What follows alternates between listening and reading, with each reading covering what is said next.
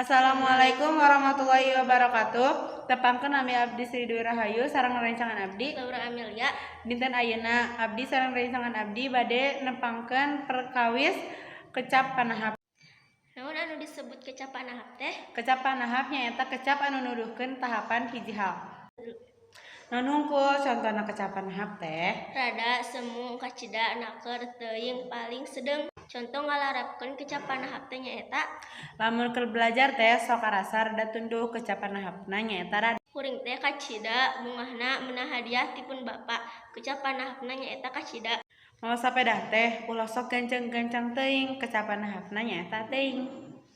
Mun barang dahar teh ulah sok lada teuing bisi nyeri beteng. Kecap panahapna nyaeta teuing. Tabu salapan isuk mah panon poe teh mejana sedeng pikeun moyan kecap panahapna nyaeta sedeng.